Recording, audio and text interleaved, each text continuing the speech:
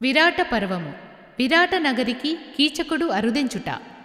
విరటుని సేవలో పాండవుల విధి ద్రౌపది దేవితో 10 మాసములు అజ్ఞాతమ్మును హాయిగా గడిపిరి. చింతలేక ఎటు పాండవులుండుట కన్నుల జూచి ఓర్వలేని విధి. విరాట కొలువుకు కీచకునంపి అటుపై జరిగడి పాండుపుత్రుల మనఃక్షోభను చూచి తృప్తిపడి విరాట భూపతి భావమరిదియగు దుష్ట కీచకుడు అక్క సుధేష్ణను చూడగ తలచి అటకేతించెను. సహజ రూపసి వినయశీలవతి అగు సైరంధ్రిని అక్కడ చూచెను. మరుక్షణం మే ఆ కీచకునకు మన్మథ బాణము వచ్చి తగలగను. నరును కుండెడి సిగ్గభిమానము విడచి కీచకుడు రెప్పవేయుటను మరచి మాలినిని చూడసాగెను.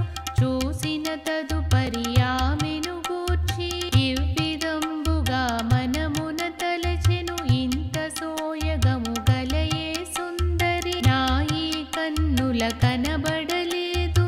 పురుషలోకమునే అతి సుందరుడగు జయంతుడీమెను చూచుట జరిగిన.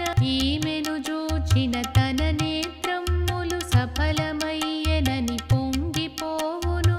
పూవిలు కాడగు ఆ మన్మధునకు ఇక ఈల తాంగి తోడైనచో ముల్లోకాలనే ముచ్చట గొల్పును. అంతటి భాగ్యములందగల్గినను ఈమెను పొందిన జన్మయ జన్మకు అని తలంచుచు సింహబలుండు మోహావేశుడై ఇట్లు తలంచెను. ఈ సుందరికిని జన్మను ఇచ్చిన ఆ తల్లిదండ్రులనేమని పొగడుదు. ఈమె పేరును రూపొందిన అక్షరావళి ఏమయ్యుండునో. ఈలలనామణి చేయందిన మహానుభావుడు ఎవరయ్యుండునో. ఈమెవరించగ తరించి నిలచిన దివ్య భవంతియు ఎచటనున్నది.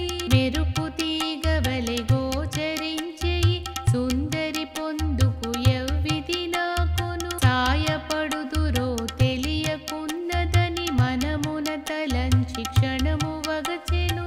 సాధ్వి ద్రౌపదిని కళ్ళ జోచిన మొదలు కీచకుడు వెర్రి మోహముతో అతిహేయముగా అక్కడ నిలబడి తమకపు చూపుల సింహబలుణ్ణి దుష్ట కీచకుని దురాలోచనను గమనించిన ద్రుపద తనూజయు మనమున ఇవ్విధి తలంచి కుమిలెను. ఇప్పుడీ దుర్విధి ఎట్లు తొలంగునో నాకు ఇక్కడను రక్షకులెవ్వరు. అట్లు తలంచుచు తరుణి ద్రౌపది పెనుగాలికి నీ విలవిలలాడే పూలతీగ వలె కనిపించినది.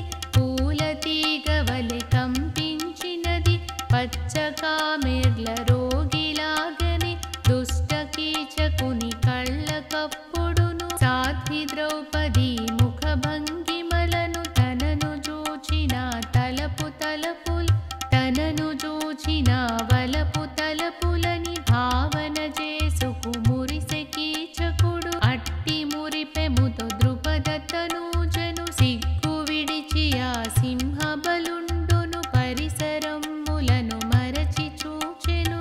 తెలివి తెచ్చుకొని చుట్టు చూచుకొని తాను తలంచిన విషయమంతయును అక్క సుధీష్ణకు అవగతమైనటు సుస్పష్టముగా సింహబలుండును గ్రహించి కూడా గ్రహించనట్లే ముఖభంగిమలను కొద్దిగా మార్చి అక్క కుశలమును వెంటనే అడిగెను. రాణి సుధీష్ణయు ఏ మెరుగనటే తమ్ముని పలు విధి పలుకరించెను.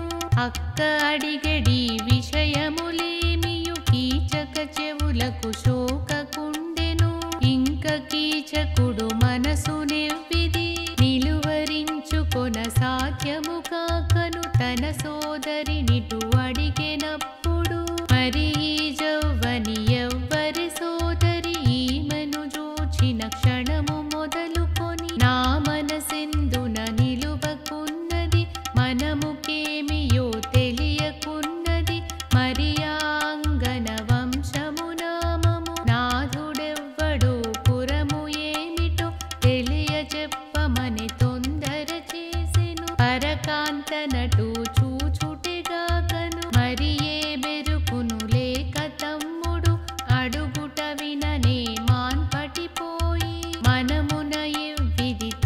తలచి వణకెను.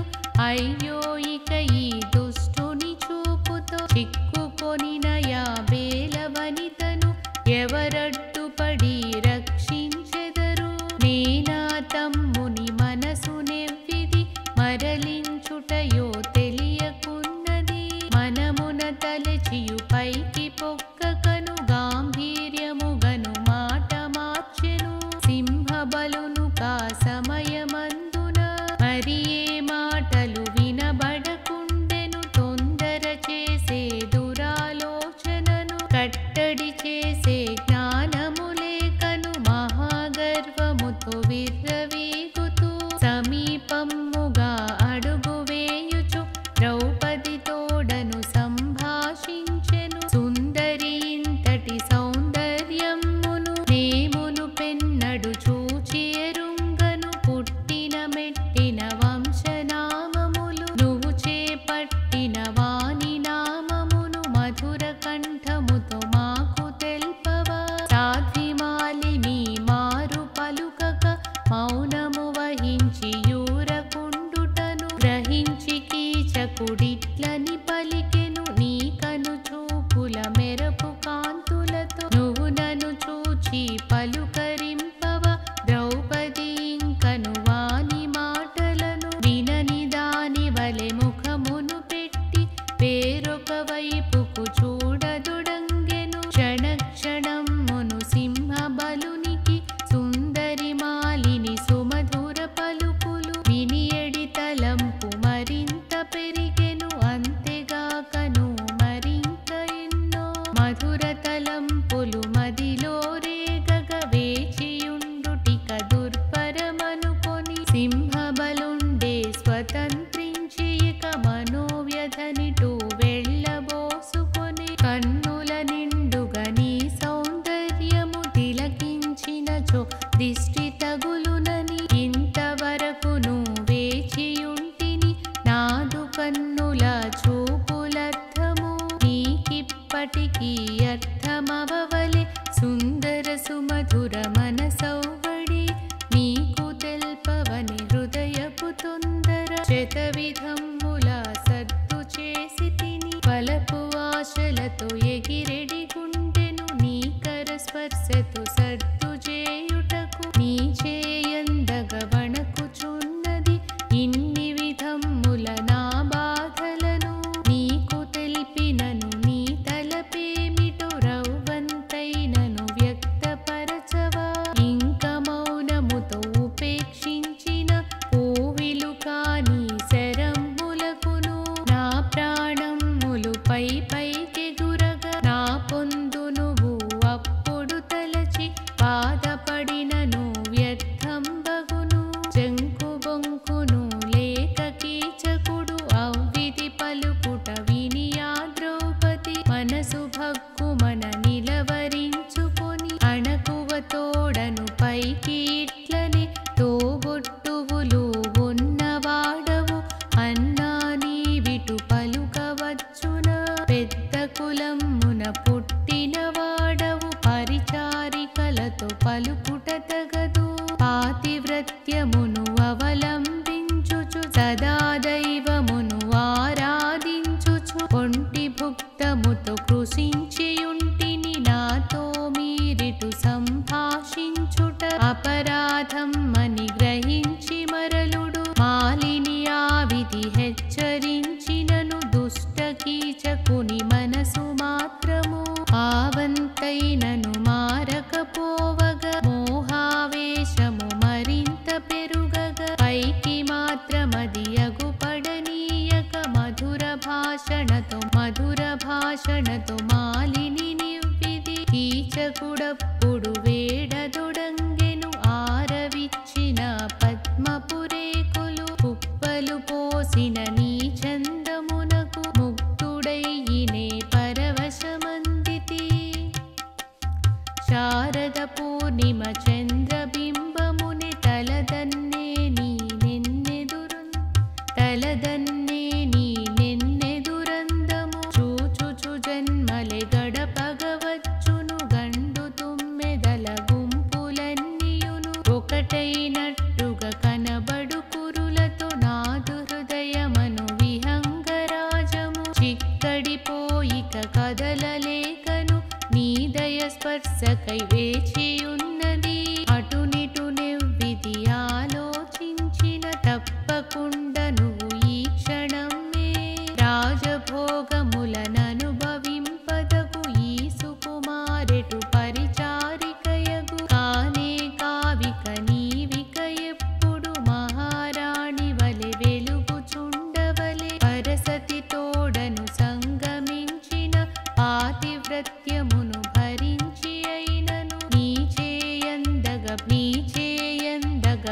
బ్రతుకలేనిక వ్యర్థ ప్రసంగము మానిక మాలిని మహారాజుల ముచ్చట తీర్చుము.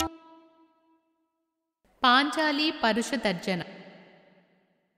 దుష్ట కీచకుని మాటలు వినియ ద్రౌపదప్పుడిటు తలపోసినది.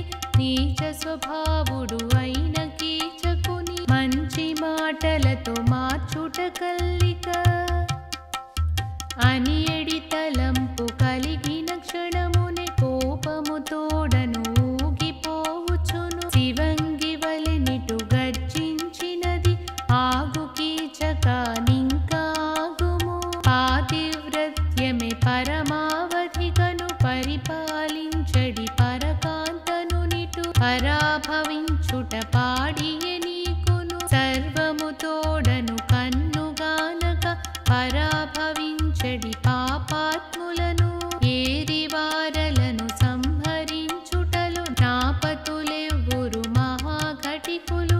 ఆగంధర్వులు దైవ స్వరూపులు. నీవీ తీరుగ సంచరించినచో నీ ప్రాణములు వారు నిల్పరిక. ఆపై నీ మొర ఆలకించియ సచీనాథుడే సత్వరగతితో ఏ తెంచినను ఫలితముండదిక. కావున రవ్వంత ఆలోచించుకు జరిగినదంతయు దుష్ట స్వప్నమని భావన చేసిక వెనుకకు మరలుము. ధైర్యముతో నటు తర్జన చేసిన ఆసైరంద్రిని నట్లే జూచుచు హేళగ నవ్వుతూ కీచకుడిట్లని. నా ముందర నీ ప్రాణనాథుల బలమే పాటిదో గ్రహించియుండవు. ఆసురలోకపు మహాసూరలే నాతో పోరన పారిపోదురు.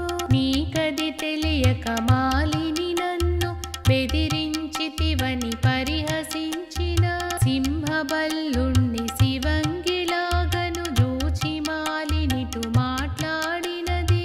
దురాత్మ కీచక విను మీ మాటలు. నువ్వు నీ రాజ్యము ఏలుకొనంగా మృత్యువు నీ విధి కోరుచుంటివి. నా పతులన్నచు ఏమనుకొంటివి. భూపాతాళము ఆకాశమందున ఎచట దాగినను వెదకి వధించి నిన్నేమపురికి పంపకమానరు. అమ్మవడియనే ఊయలలూగిడి అందాల బాలుడు అంబర వీధిని అలంకరించిన ఆ నెలవంకను కోరినట్లుగనే నన్ను కోరితివి. అందరాని వగు అందలమ్ములను ఆశించుటయు ఆయుక్షీణమే. ఆశించుటయు ఆయుక్షీణమే. పరభార్యలను ఆశించెడియా దురాత్మ చరితలు నువ్వు వినలేదా. దురాత్మ చరితలు నువ్వు వినలేదా. అట్టధిక్షేపము విన్న కీచకుడు అక్కడ క్షణమిక నిలబడలేకను. అక్క సుధేక్షను చేరి అతడు మనమున రేగిన మన్మథ తాపము ఇంచుక ఓచుకు ఇట్లని పలికెను. ఇంతకు ముందర నేనా సుందరి కులనామమ్ముల వివరములడిగితే అక్క అదే